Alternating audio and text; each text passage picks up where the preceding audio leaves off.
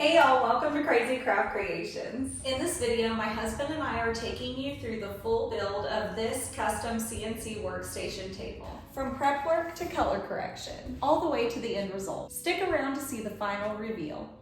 We're running our small business from home and our CNC router needed a solid workspace. So we turned an old bedroom into a full creative workshop, and this table is the heart of it all. We started with the basic structure. All our wood used came from Home Depot. We cut it down all to size for the tabletop shelf and support beams.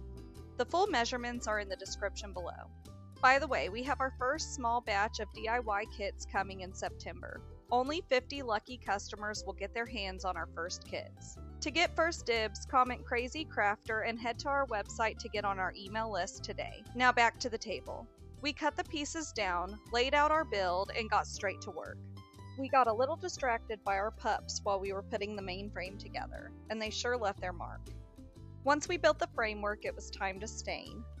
Originally, we stained this table with what I thought would be an olive-colored accent, but as soon as my husband put down the first coat, no. I hated the color. It wasn't the vibe I was going for at all. So back to Home Depot we went, for what felt like the 11th time, to grab some color correction supplies and more wood for a closet shelving project we also just completed.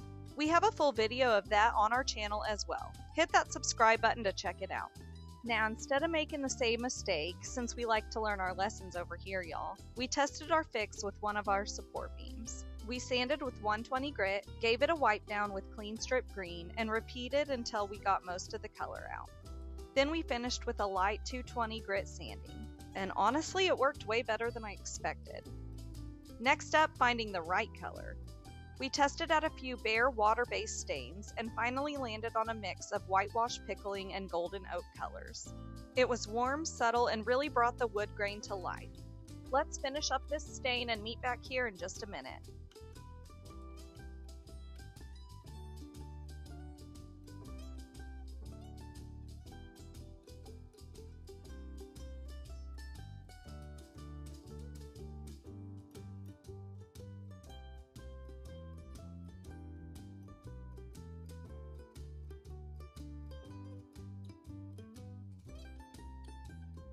After letting the stain dry, we sealed the whole thing to protect it and waited a full 24 hours.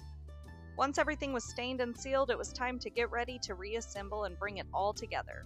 We secured the tabletop, tightened the frame, and got to work on a little extra project. We built a custom bit storage cubby to fit right underneath.